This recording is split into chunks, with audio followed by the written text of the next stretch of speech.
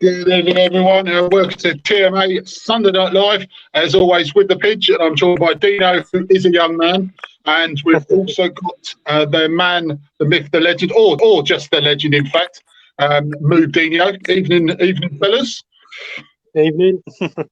Guys. And we have got the legends have been rolling in. We had Jerry Armstrong last week. We had Super Cali on Friday, on even Saturday, in fact. And now we've got Captain Marvel, shall we say? He'll probably kill me for saying that. But we've got Captain Marvel, current Scunthorpe United manager, and also amongst his clubs, the likes of Aston Villa, Middlesbrough, and Crew.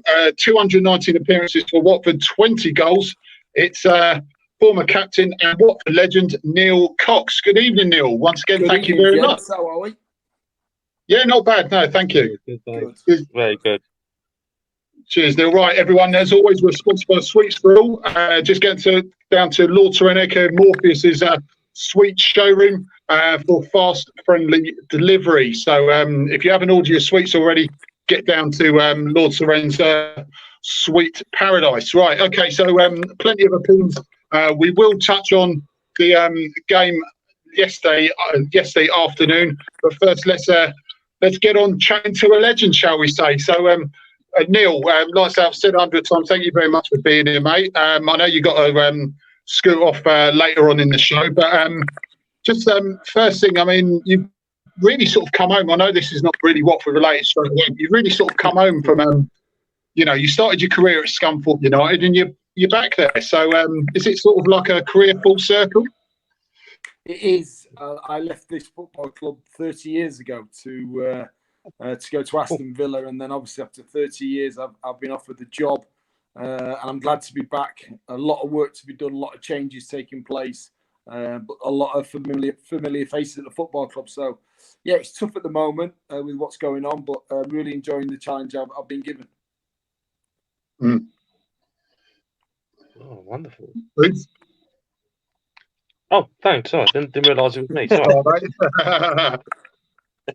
I'm just like zoning out when I shouldn't be. So that's a good start, isn't it? We'll transcend the questions, mate. Yeah, thanks for that, mate. Yeah, thanks. Appreciate that one. Neil, there's one thing I wanted to ask you. What's it like being a manager on transfer deadline day? I've always wanted to know this. Well, I've got a chairman that is helping out with the recruitment, and this year it's been really difficult because of what's going on in the world and having no crowds. It's been we sat down and we tried to get a few people over the line, but it wasn't easy. Finances is really difficult in the low leagues at the moment. So we sat and we banged our heads together for a long time, and we struggled to get people in the building that we needed.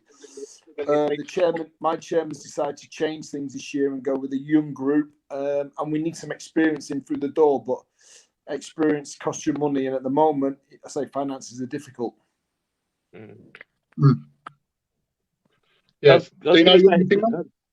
yeah, go on, mate. Go on, mate. Oh, sorry, Luke.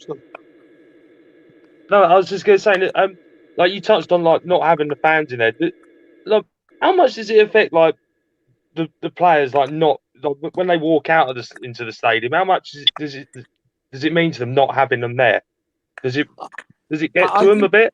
Yeah, I think it does. I think if you look at some clubs, I think the more family-orientated clubs, like a Watford, like a Scunthorpe, they need their local fans in because it's a part of the community. And that's what I felt about Watford. The football club's a part of the community. And that's Scunthorpe the same, and Watford will be the same. Without them fans coming into that ground and getting behind the football club, it's never easy. And me at Scunthorpe United, with them being a local boy back at my club, I'm sure we've got a few more through the gate, but it's been difficult to get them people in. Yeah. Deano, yeah, go on, mate. You were shooting. Yeah, Neil, Watford Woody asked this question. I was thinking the same thing. What did you make of Bialy as a manager? Obviously, as a player, he was a great player, but as a manager at Watford, it sort of went a bit wrong. What did you make of it all? Obviously, my first timings with him, obviously, we didn't really hit it off. Obviously, I was told that I was put on the transfer list and had to move on. But as I got on with my job and dug in and fight for my place, I really liked him. And I think the only reason they got rid of him. I mean, they paid him a lot of money and brought a lot of players and a lot of money into the camp at the time. I think if he would have stayed, he was just starting to get the nucleus of the way football wanted to be played by Watford. We wanted to change the way they was going to play, and I think he would have done a good job. But with the demise of the TV industry and the football money for the football that went bankrupt, I think it cost him his job. Yeah, no, I think so. I think ultimately, and I think of lack of success, even with the amount of money we spent on wages, it was just didn't really come about for him. But I mean, he brought success at Chelsea, it just wasn't at Watford. With as regards, like I say, I've already touched on when I introduced you. You played for some big clubs. I mean, Villa and Middlesbrough, big clubs, and especially back in the day when you actually played for them, they were pretty big clubs. I mean, Villa's still a big club now, but obviously including Bolton, that 2-year spell in Bolton. How did the move to Watford come about? Well, obviously, Graham Taylor was a Scunthorpe person as well, and I went to school with his niece, I think. So, and I'd always kept in touch with Graham Taylor. I was really good friends with his dad, who was a local press reporter in Scunthorpe. And then obviously, we played against him many times, and he saw me as attacking fullback. And the move come about when obviously after the playoff final, when Watford won, I knocked on the door at Watford after and wished everybody all the best, because that's the way I think it should be done. I know we got beat on the day as a Bolton player, but I just had to wish everybody the best. And I think he saw that. So I think he saw the way I was as a character and decided that somebody like that in his football club he'd want.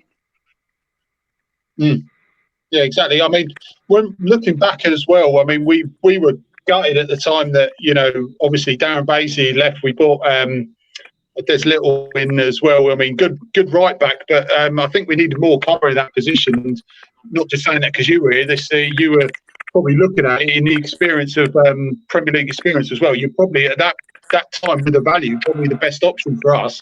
But you really were brought in as a right back, but you really excelled at Watford, really as a centre back under Lewington. I mean, was that a conscious decision by Lewin to sort of switch you there because of needs, or was that sort of thing? Graham Taylor was bringing me in as a centre back, really, to play as a. We was going to play 5 at the back, and I was going to play as the middle man. Just use my experience, but it didn't work out like that. I think we had at Sheff Wednesday, the first game, when I turned up, we had a couple of injuries, and I ended up playing as a right back, pushed on. I think Gibbo wasn't fit and Des wasn't fit. So we changed it, and then under Graham Taylor's first year and the second year, I played as a right back. But it wasn't until Ray Wilkins came into the football club. I'd played against QPR when he was manager for Villa at centre half, and they decided to put me back there, which I was always meant to be as a centre half when I came to the club. Yeah, exactly. Right, just before the boys dive in, obviously this is the fans podcast. We've got Bialy from Kenton Lawwell, Bialy, a financial disaster. Ray Cookson, hi Neil Cox, hi all. Right, the women were great today. Love to speak after. Brilliant, Ricky. Well done for turning up as well. That's fantastic. Ray's come back as well. Absolute legend. That's for you, Coxie. Seren's hi Neil and everyone. Hi Seren. And Kevin's also put love the old showground Scunthorpe proper ground. I mean, it's one of those old new grounds. I mean, it was purposely built years ago, and I mean, how you been? I mean, I know we played you in the pre-season friendly. I mean, you touched upon it, before we went live, that you saw Watford from as a pitch side point of view, that we were very compact, very tight. How are you generally moving back onto how you guys have been there? How have you been finding it? Down in the lower league shows there, because you were obviously not scouting manager as well. Yeah. I just think what's happened, obviously, I've come into this football club and they've been on a couple of down years. Over the last 10 years, they've always been Division 1 and Championship. And for the size of the town, they've done really, really well for themselves.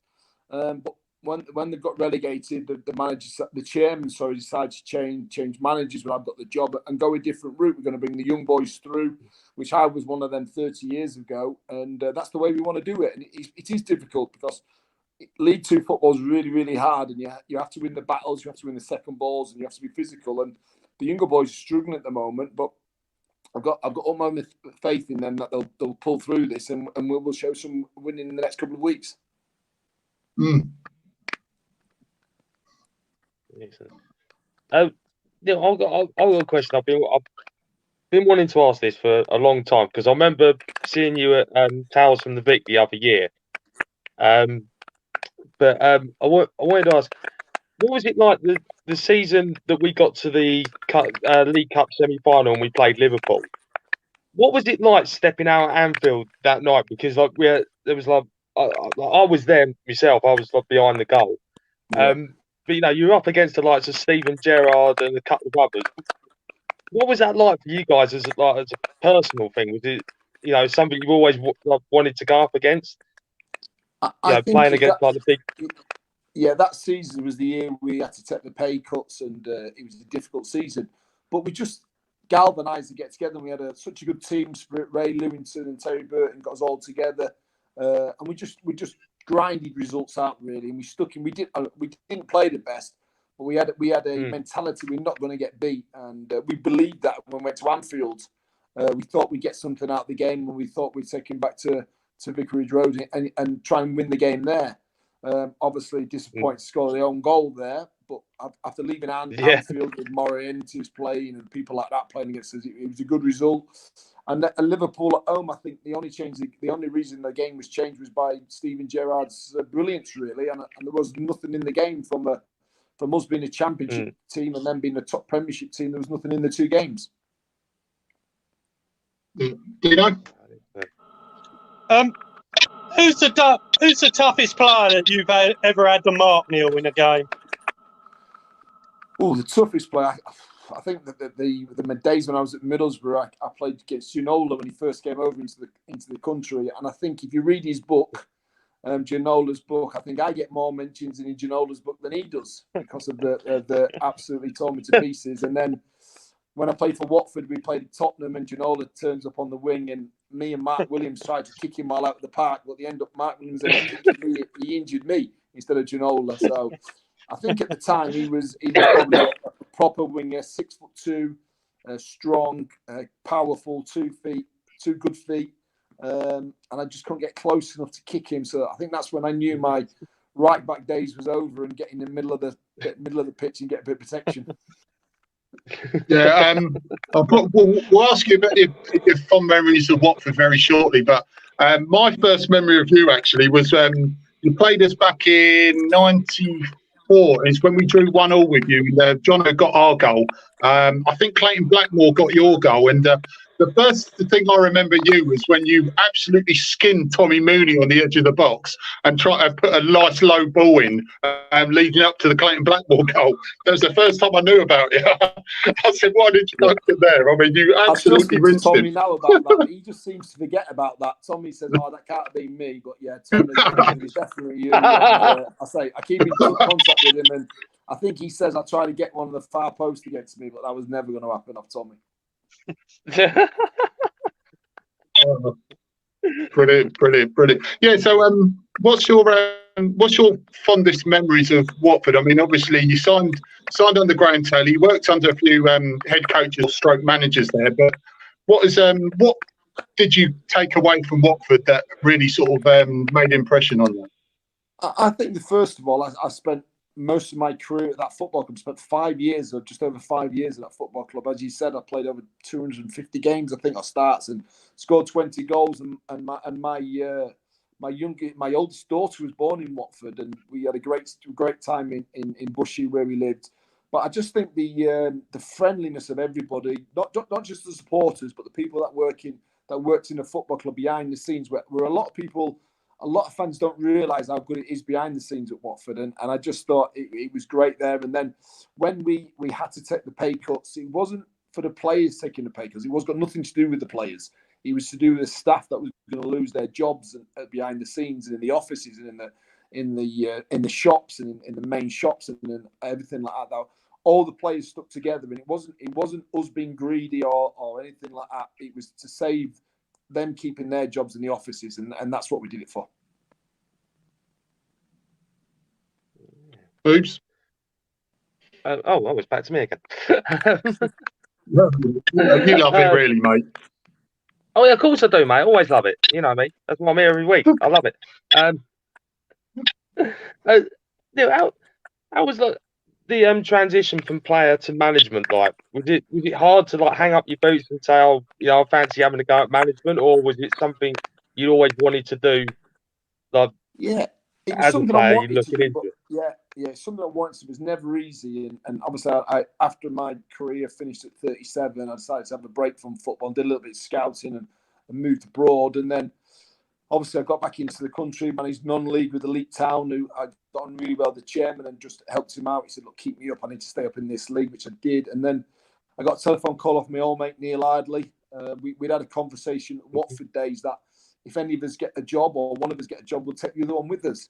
And I was fortunate that we got a job together really at Wimbledon. And we managed to stay at that club for 7 years.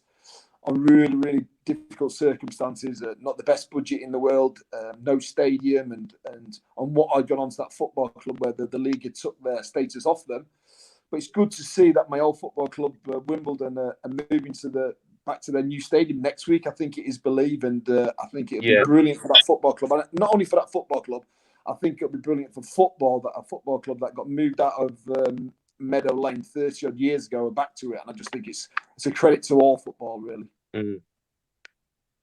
Yeah, definitely. I was going to say, because are you and Wimbledon in the same league at the minute, or are Wimbledon above?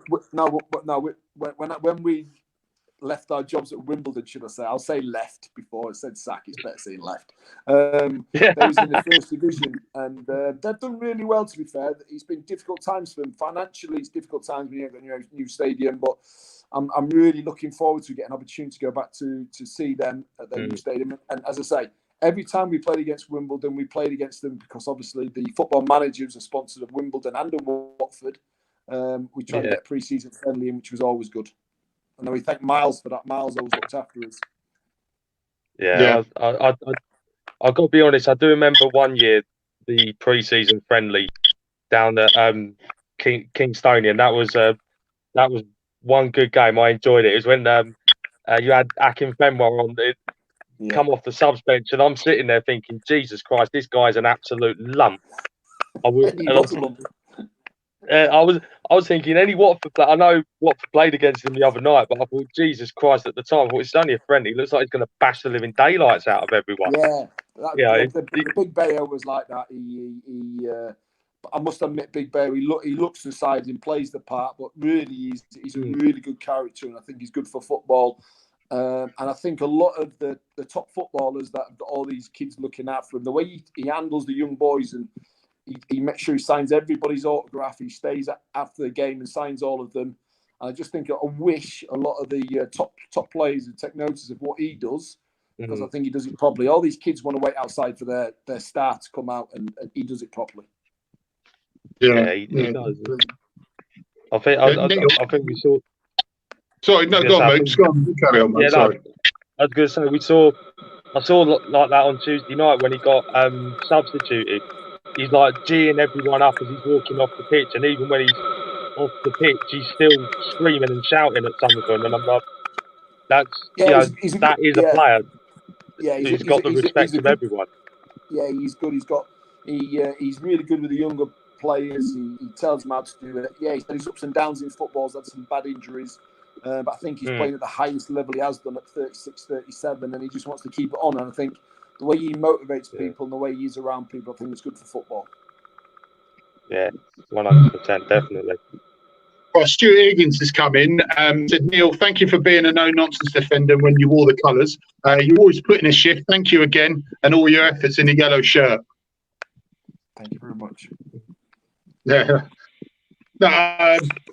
So apparently, I've been looking on this. It's fantastic Wikipedia. I mean, you can get loads of stuff without actually asking people. But apparently, I know it's brilliant. Apparently, you went on to be a property developer in Portugal for a couple of years before you returned to the game. Yeah, I think that was more of just getting a little bit of my future plans out the way, really. I went to Portugal to get on the beach, really, and play a little bit of golf, but put things down, so people thought I was busy. Brilliant. Deano? What do you make of our manager now, Neil? I only managed to spend 10, 15 minutes in his company when we played him in pre-season. He looks really ruthless. He looks like he wants to do it his way, and he wants to be there for the long haul. And that's what I worry about, really, because over the last few years, I think, only in my point of view, I think the Watford of sacking managers, it's been difficult to get the players on board. But that's the way football's going at the moment, especially at Watford. They bring the players in and then they bring a manager in to manage them. So I think it's going to be difficult for him. Championship's probably one of the hardest leagues in the world. Mine's just in the UK. I think the Premiership's a little bit easier because everybody in that Championship, everybody wants to get promoted. Everybody can get promoted, and everybody puts pressure on. There's no easy ties. Yeah, like I said, looking down your career and obviously starting to coach, getting into coaching as well. You played at a higher level for pretty much all your, or at least most of your career. But dropping down to the lower levels, what was the main difference? That probably an easy, really stupid and easy question, but what was the difference dropping down? Doing your coaching down there in terms of the quality and those sort of attributes. I think what you have to do, and it's something that I learned of Luca and Ray Wilkins, is when you drop down, the players are not as good as they think they are. They think they're better, so there's a rule is you have to tell players when you play at the Premiership level, you tell a player twice. If he doesn't do it, you leave him out. If you tell a player in the Championship side, if you tell him 3 or 4 times, then you leave him out. When you get to the Division 1, Division 2, you tell them, and then you have to tell them again. They still don't get it, but then you have to tell them again. And I think that is the problem with them. They don't understand the game. They think they're better than what they are, and they don't work as hard as the top players. The top players work a lot harder than the lower league players. Yep. Right, boys. Just before he goes, because I know he's got. No, Coxie, you got to go very shortly. Is there anything you guys want to finish off with? Yeah, the chairman calls. Yeah,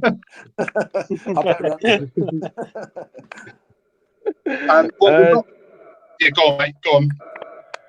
No, I was just going to ask, what was it like making your Premier League debut after joining Watford? Was there any nerves at all going through it? I'd played for Bolton. I was on a good run of form, and then obviously I came into a team at Watford that started the Premiership really, really well. Obviously, they'd gone to Anfield and won, and then we just started to hit a slippery slope a little bit. And my first game was away at Sheffield Wednesday, where we managed to draw 2-2. I think Ngonga got one. I think Charlie Miller might have scored the other. But we had a lot of bad injuries that year. I can remember John Howard had done his true shit, which was a shame for that football club because that boy could have been a top player and a really good lad as well. And I still speak to John O now.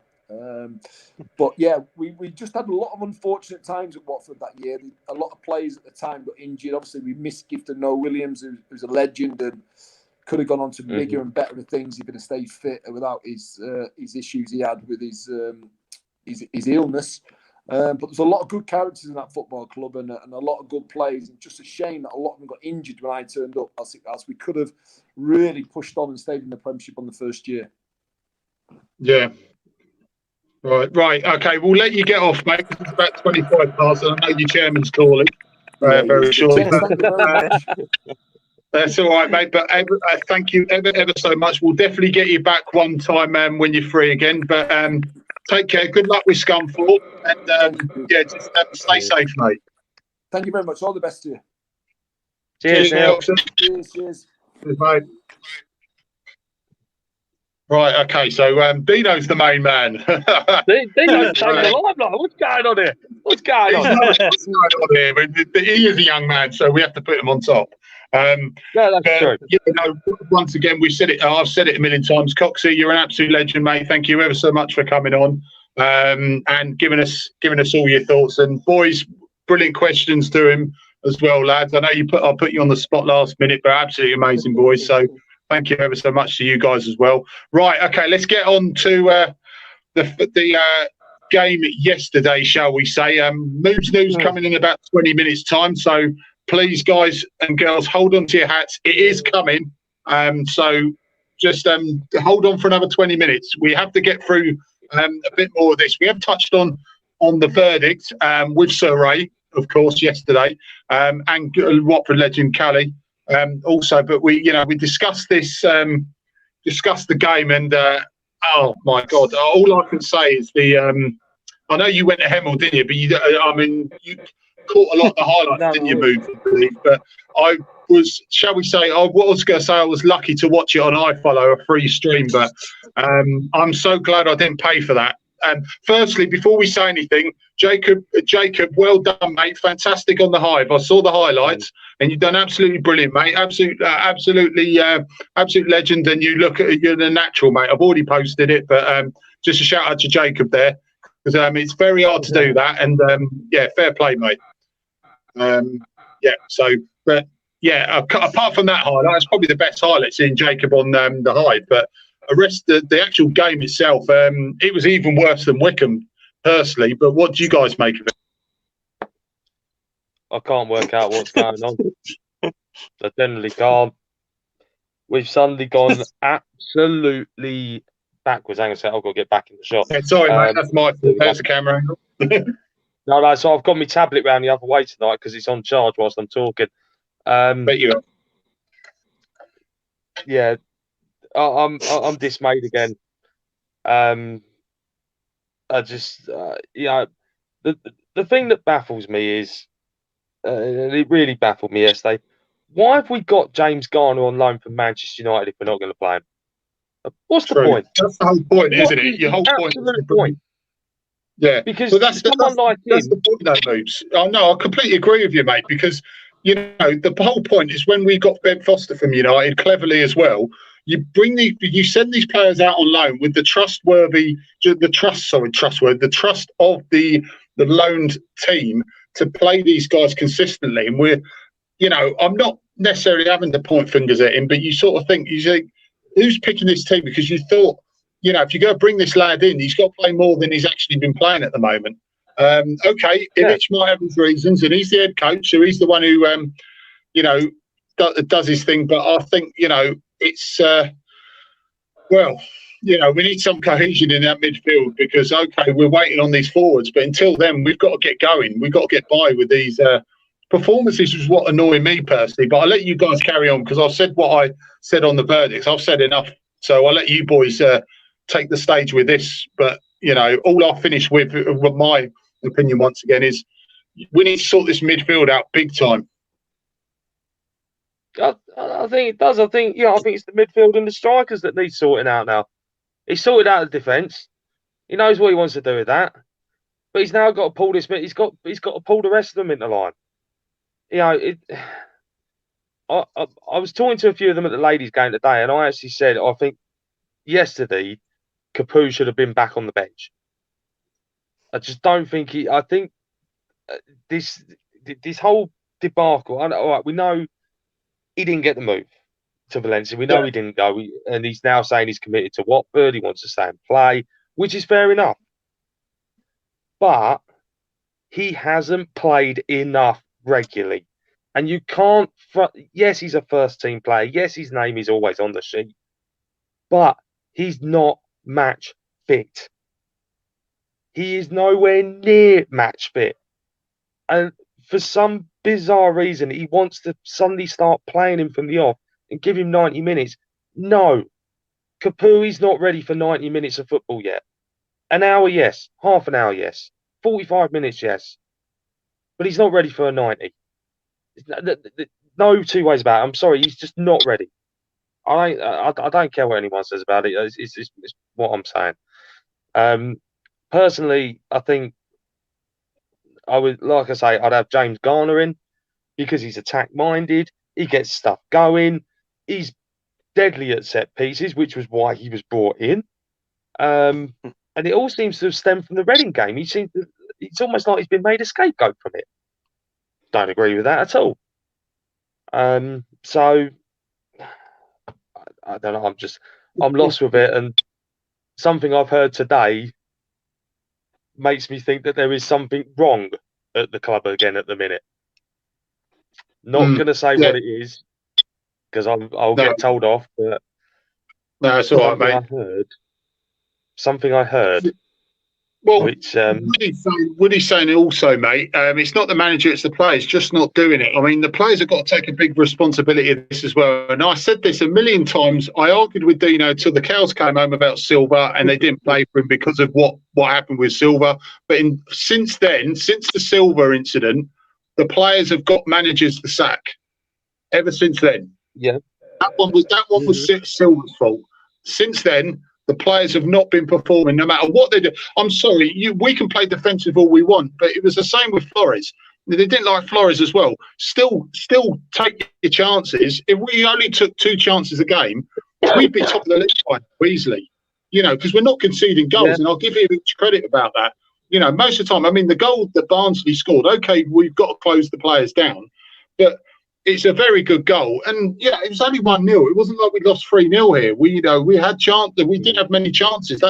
That's also the worrying thing. But apart from taking Barnsley aside, which Kevin has alluded to, if we'd scored 2 goals each game, we would be top. I mean, that was the shocking thing as well. Usually we have a couple of chances and we know exactly where we improve, but we didn't have any chances either yesterday. That's the really worrying thing. Yeah, I think Moobs is right. I think Gardner has got to come in. I would put Sarr on the wing to take pressure off him because I think him and Pedro are under a lot of pressure at the moment. And to be fair, they haven't done too bad. And I would start with the big man, Glenn Murray, up top to hold the ball up. Either him or Gray. And the tactics got to change to 4-4-2 for me. That's what do you think, and this is what Moobs alluded to as well, and I'll put this to you, Deano, because Moobs has obviously said, we've done the Capu experiment where we're trying to ease him in, and he's just at the moment, and from what I saw as well, he's just not fit yet. And, would that be when you said, and I see your point, mate, we need some experience up there, someone who knows what they're doing up there, because, and I'm not having a go at Pedro. I think Pedro should be on the left. I've said this for ages. Pedro and Sarr and an experienced man in the middle of the park. So that's not knocking Pedro whatsoever, because I think so far this season he's been excellent from, what's been required of him. He's had to grow up really quickly and all that sort of stuff. So I'll give him the thumbs up with that. But do you think if we start saying went with your theory, and I'm not trying to shoot it down, but do you think it would be too soon to just chuck Gray in straight away? Or do you think it is a risk that we need to take? Well, Gray is quality, isn't he? You could chuck him in. I think it'd be a risk if you chucked Hughes straight in as well. It's annoying because we got the squad. Even Chalobah's been, Chalobah, like you said, Pidge, Sarr should tear this league up. And Chalobah should be the same in that midfield. For God's sake, he was an England international knocking on the door. Now look at him. He's the only one consistently that's been good is Cleverly. I've got to give him credit. He's the one that's been consistent. Chalobah has been, he should be superb in this league. I love Chalobah, we all do. But at the moment, he's just not doing it. He's dominate that midfield. It's the Jono sort of situation where Jono, like Coxie said, Jono was absolutely immense before, he got his injury. And Jono was just never the same after his injury. And that's like, say, once again, it's not knocking Jono, because I love the man. I've got a lot of time for Jono, but as a person, amazing man. But I think after he came back, after that injury he suffered at United back in 2000, he was never the same player. And I believe probably Chalobah's a similar sort of tale, where he's come back after what really could have ended his career with that shattered knee. A lot of people come back from cruciates, and I'm not making it any diluted anything, with Jono's injury, because I mean that's also career threatening. But he's shattered his knee, and I honestly think that at the moment he's just not the same. I mean, he had that game where he did look much better at Wickham, but I think that could be a tale of that, where the injury long term has really affected him. And I really don't hope this is true, but I don't think he's going to come back the player he was.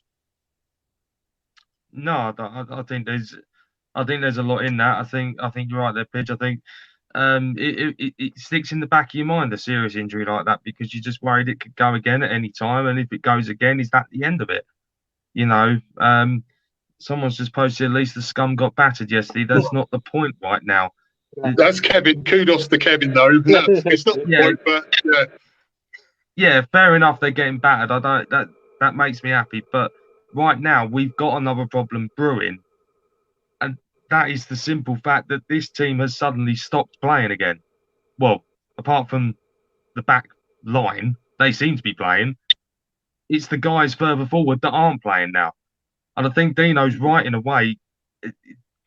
It could be time to just shuffle something around. Maybe take Pedro out. Yeah. Maybe Possibly. pull him out for a game or two. Let him recharge again and let him come back in, because the more he plays, the more teams are going to do the homework on him.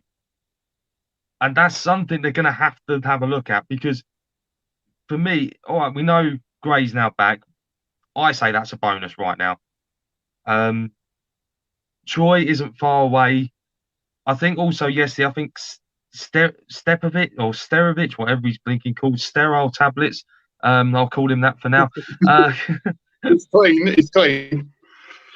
Yeah, I think losing him was a little blow, because for him it's stop start now. He came in, he got going, he got the red card, got the suspension. He's come back. Thankfully, didn't dislocate his shoulder. I think was he the suspected dislocated shoulder? Yeah. Wasn't Wednesday. He was going to have surgery, wasn't he? But thankfully, he hasn't had it. But yeah, Michelle Ngongi's on as well. So, yeah, Ngongi, my lord, Ngongi. Oh, Lord, Ngongi. So he's on. Yeah, sorry, mate. Exactly. Carry on, mate. No, just yeah. So I think there's a rhythm. He wants to try and get a rhythm going, and it's now getting disrupted. But the players that come in are the players that are supposedly knocking on the door for a game. Well, from what I've seen in the last 2 games, some of those guys shouldn't even be wearing the shirt, because they've been utterly rubbish. And I mean that, just rubbish. And like Deano pointed out, Cleverly has been the standout in midfield. He's doing like 2 people's jobs because the other one can't be bothered. So there are some questions to be answered. Maybe they're going to say, look, we're not, we're still getting used to playing a game every 2 or 3 days. Probably pull that excuse out. It wouldn't surprise me. But this is the championship, and they've got to get with it. They've got to switch on. I would like to see Hughes and Gray start on Wednesday, if they can. Or if not, I don't know what minute. I was going to say, because I didn't catch it all yesterday. What minute did they come on yesterday? Was it late, or was it? Hughes was late. Gray wasn't as late as Hughes, but Hughes was quite late as far as I remember. He came on for Cleverly, and I've said they need to do, if they're going to be on the bench, they need to do at least 20-minute cameos. It's got to be at least 20 minutes before they come on to do a cameo. Otherwise, it's pointless bringing them on for 5 minutes. Right, here's a question for you boys. Who replaces Pedro then? Because it's a good point. I mean, you could take him out and give him a bit of a breather, because a lot of teams, like you said, have done their homework. But who would you replace? That's from Adam Siegel. I'd go with Moobs, I would. I'd put Gray and I'd have Murray. You've got 2 very experienced strikers there. And if Murray's winning these flick-ons like Deanie did, that could work for Gray. I'd go with them 2. And like I said, chuck Sarr on the wing. Take a bit of pressure off Sarr. That's what I'd do. Yeah, Moobs, what do you reckon? Yeah, I sort of go the same way. Like I say, it's a shame we haven't got Sterovic fit as well, because I think he could. I think he can play a big part in this. And the other conundrum is we've got to throw Deanie back into the and the other conundrum is we've got to throw Deanie back into the equation, because apparently he's not far away now. It could be a case of, are some of them waiting for him to come back? Are they saying, we need him back on the pitch? I don't know. That's just me saying that, by the way. I'm not suggesting it, or insinuating that they've said it. But maybe I think Wednesday night, Murray and Gray up top. And just, for me, and I've said it time after time, Sarr is not a centre forward. He is a winger.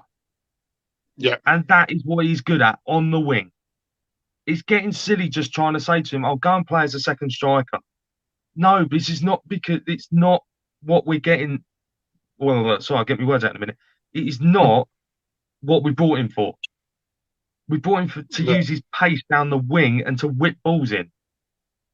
It's, playing him like that, it's sort of, I think that's something else that's disrupting the flow of the game, our flow as well.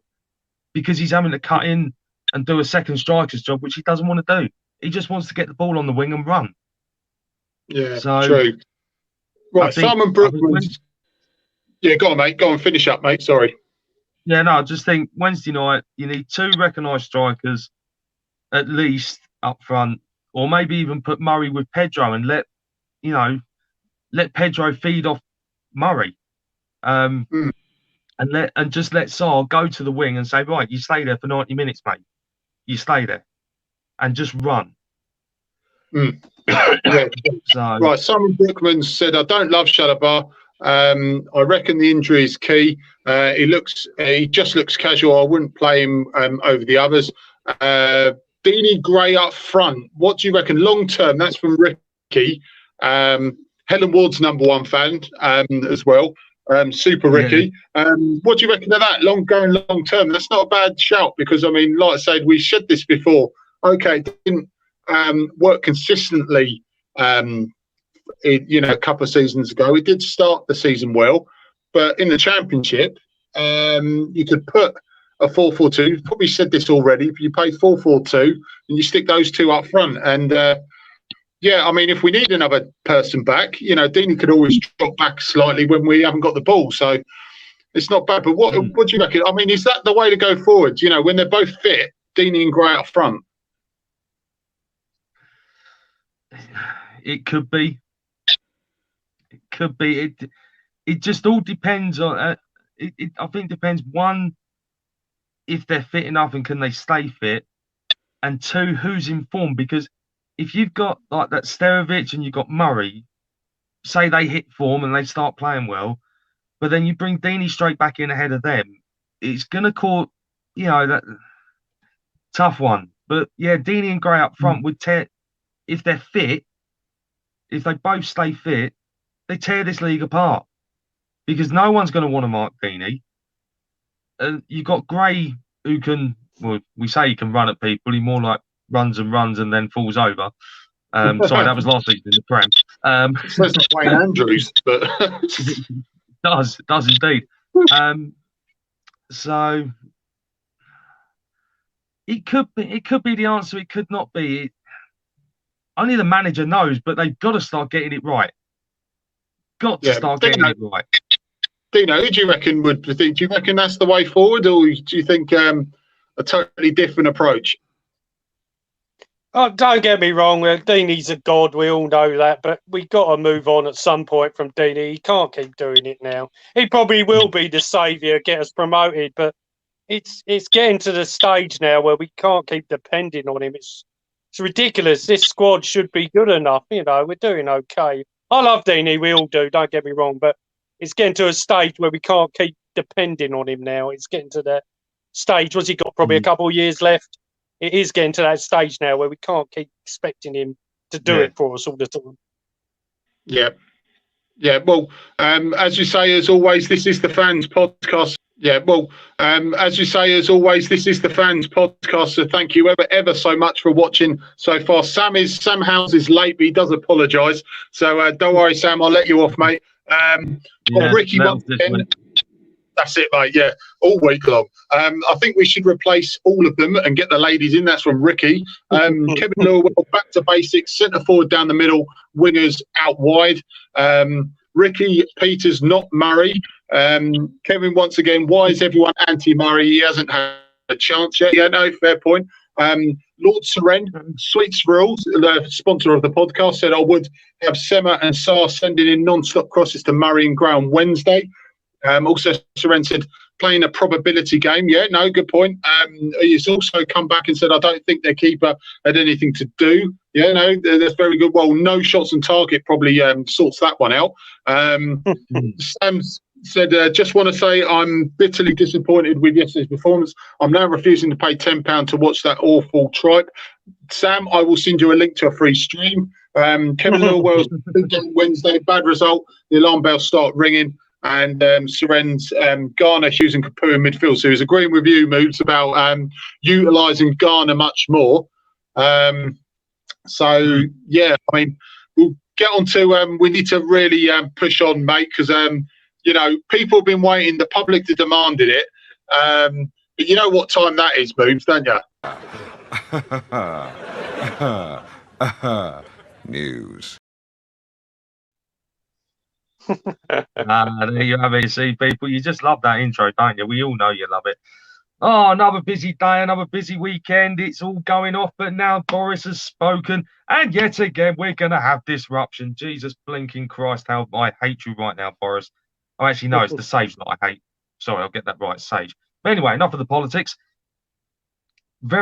It's a very low non-league this week because a ton of games got called off because of the weather. Trust me, I've been struggling to find results here, there, and everywhere. So if your local team played, hit me up with a result. We'd love to give them a mention, whether they won, drew, or lost. It's a bit like win, lose, or draw, really. Simple as that. Just a few results that I do have in the National League South yesterday. It was a brilliant result. If you're a Hemel Town fan, because the wait is finally over. Yes, their first win of the season yesterday. It's finally come in the league. If you think of, I was going to say, I'm basically going to describe this game because even I couldn't keep up with it. This is how mental it got. At half time, Hemel were winning 4-2. That's how bizarre the game was because 1 minute they were 1-0 up, then they were 2-1 down, and then they ended up 4-2 at half time. Work that one out. I simply can't. Basically, they just forgot how to defend, and that was both teams as well. They were away at Braintree Town yesterday. To make matters worse for Hemel, they played the last 25 minutes with 10 men and conceded 1 goal. Bizarre, yes. Confused, yes. Baffled. Well, I certainly am because it's not the Hemel way. But finally, they did get their first win. So it is a relief that they've got their first win. I know it's been hard on the Hemel boys because you know it's different this year. It's a new manager. It's pretty much a new team. Woody, quickly Google that answer. Quickly Google that result because I haven't got it. I forgot. So yeah, it's been. Yeah, Sammy Hemel actually won. Yes, they did. It's a miracle. Call the front pages. Ring the. They did. It's a miracle. Call the front pages. Ring the Sun. Ring whoever you want. Just tell them they have won a game. Like I say, it is a very changed Hemel team because of budget cuts, because of COVID. So it's gonna be a hard season for them. But to get that win now, their confidence will be right up there, and I know they are desperate for us to get back in to cheer them on. So hopefully, I doubt it's going to be before Christmas. But if it turned out to be the other side of Christmas, Jesus Christ, I'll be jumping for joy. And I think that's the only way I can put a positive spin on that. Apart from the fact Hemel did win, I'm going to say it again. Hemel won a game. I'm going to have a party later.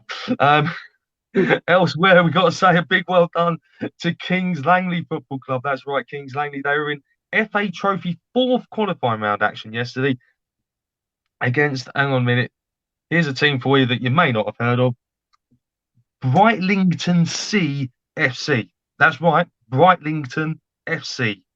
Brightlington C FC. Say that when you've had a few to drink. Just to let you know, that team are in a lower league compared to what Kings Langley are. And for the first time, I can confirm a big well done to Kings Langley because not only did they win by 4-1, they are in the first round proper of the FA Trophy for the very first time in their history. So that is an amazing achievement. A big well done to the boys down there. I know a few of them do tend to catch this from time to time. So, lads, I did see some of you today, and it was. I'm really pleased for you. So, Hopefully you get a good draw. God knows when it's going to get played, because as we are led to believe, the whole entire league is possibly going to get suspended again. You just can't write this stuff, can you? Seriously, I can't. I didn't even write that bit down either. Elsewhere, Wealdstone yesterday, they were meant to be playing away at Halifax Town in the National League. That unfortunately was called off due to a waterlogged pitch. Barnet were also meant to have played yesterday. Their game didn't get going either. So it has been a real hit and miss. I think Bournemouth did actually win yesterday. So out of all of them, what about the part? Seriously, I'm going to swing for Woody in a minute. He's going to. Right. We are going to pause this briefly. So I'm just going to quickly do something. So bear with. Woody, you have started this, so you are in trouble. Right. Let me just have a look. Let's have a look. We are going to have a look, people. Oh, here we are. Right. Drum roll. Let's see.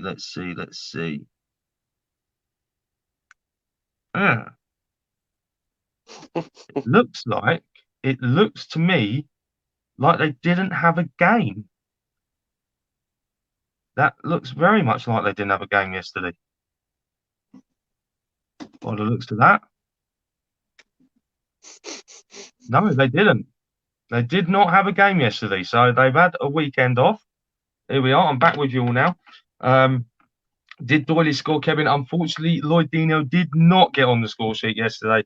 It was mainly the strikers that were doing the job for Kings Langley.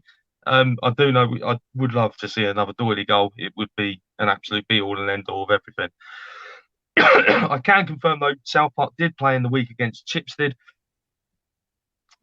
It just didn't end well for them because they lost 3-1 there on Tuesday night.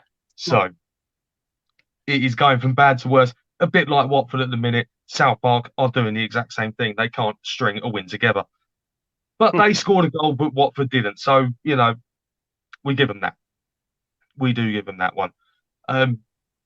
So, yeah, and like I say, a lot of games yesterday, just to reiterate, a heck of a lot of games were called off yesterday because of the weather, because of all that heavy rain. Berkhamsted Town, they were meant to have played yesterday. They were called off. Leverstock Green, they were meant to be playing. That game was called off as well. Basically, I think if you were any leagues below Kings Langley, I think you were going to be lucky yesterday to get a game on because of the weather. So, Woody, yes, I know the crying emojis are out.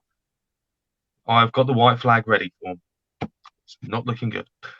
But we have hope. We have hope like most things. But unfortunately, from what I heard from the Kings Langley guys today, that Langley yesterday played their last game for at least a month. I will touch on this with the ladies shortly as well. We are waiting confirmation of what is actually going to happen from the FA. They're going to have to come out with a statement to say, is football suspended, yes or no? Apparently, according to Kings Langley, they are absolutely adamant that they are not going to be playing for a month. From what I've been told, which leads me on to the ladies. The ladies, we welcome the ladies as always, and as you may have seen, one or two people commenting on today's game. What a delight it was to get back and watch them play, because it was absolutely brilliant. A fantastic win today for the girls. They ran out a whopping 8-0. 8-0 winners against Plymouth Argyle down at Kings Langley today. 3 goals in the first half, 5 goals in the second half, and quite frankly, if it hadn't been for their keeper, it would have been 15 or 16-0. That's seriously how much they battered the goal. The men could take seriously how much they battered the goal. The men could take a few hints off them of how to shoot, let alone hit the target. More on that. So yeah, big well done to the girls today. 2 goals for Alicia Stoko Down, 2 goals for Adekita Patugadada, also known as Addy. Rosie Kamita got in on the act as well with a goal. Kate O'Leary got a goal as well. Megan Chandler got a goal as well. There's goal scorers everywhere today. I want Sarah Wiltshire. I cannot forget Sarah. She actually opened the scoring. How did I forget that one? So this is not COVID, by the way. This is not a COVID cough. It's just a cold. So yeah, it's yeah, like I say, a great win for them today. But unfortunately, they are now at the hands of the FA because we do believe that the Ladies' League is going to be suspended for a month to coincide with the lockdown rules. Like I say, there will be more on that.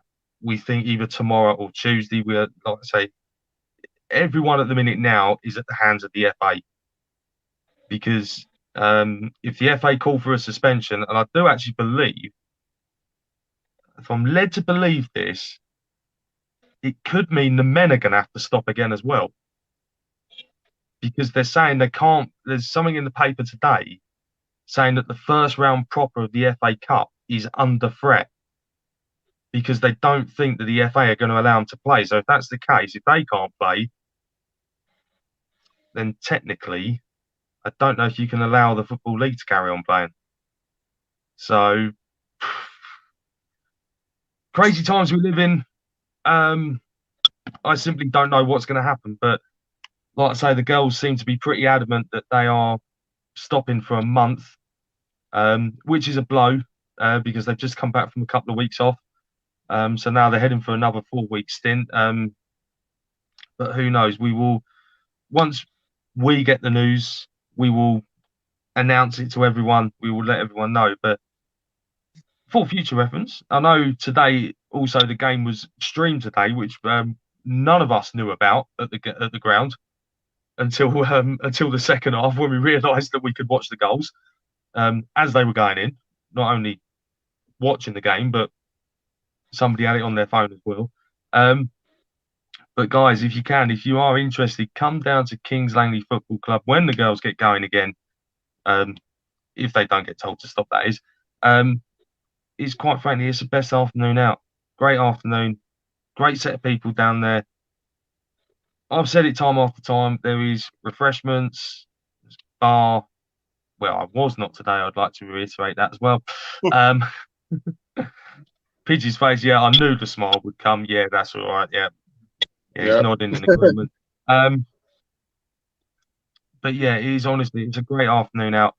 It's basically £7 for adults. It's a couple of quid for I think now under 18s or under 16s, and £3.50 for concessions. The concession rate has returned. So if you are a concession, £3.50 to get in. You can't argue with that. Seriously, it is a wonderful afternoon out.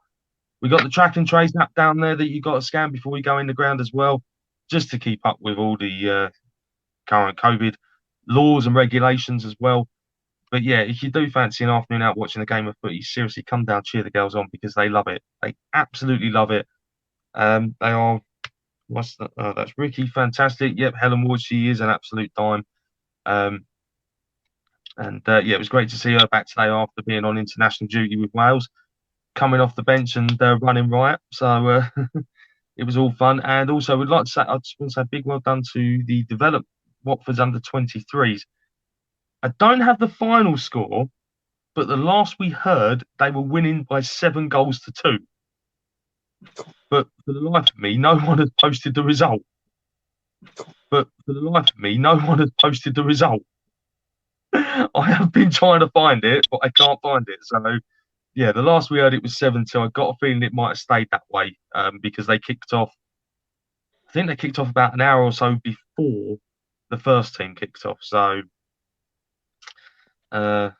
yes, interesting one. But also today there was probably saw it during the week, but the ladies suffered a sudden departure from the squad ranks, and Emily Hill. God, we saw her today, and it was hard. It was hard today. Emily, on behalf of all of us, we've said it once, we'll say it 1,000 times. We wish you all the best with your future career in the fire service. I know it probably wasn't an easy decision to make, but yeah, honestly, you are going to be missed in the ranks of Watford women, and always continue to come down because you will always be welcomed with open arms. So what's that? I want to get. Whoa. Ricky wants somebody's shirt. I don't know who that is. Whose shirt's She wants Ricky? Helen Whose Ward's shirt? shirt. She wants Helen Ward's Oh, she shirt. wants Helen. I don't think you can get it at the minute because of COVID. But I'm sure maybe at the end of the season you might be able to Yeah, sneak well, I one. think someone might be able to sort something out. Right, okay, we've got to shoot, but thank you, Moobs, amazing as ever, mate. That's why people tune in for Moobs News. That's why the viewing figures go up around 1:45. But guys, thank you ever so much once again, Moobs, Deano, Super Neil Cox, Captain Marvel as well, amazing, all three of you. Just remember, guys, we're back on Wednesday night, 9 o'clock, the verdict with myself and Sir Ray. So hopefully we'll have something nice and cheerful to talk about. If we don't, then the live stream will be packed with opinions. So it's kind of you hit and miss. So let's hopefully we'll get something. Hopefully we'll get back to winning ways.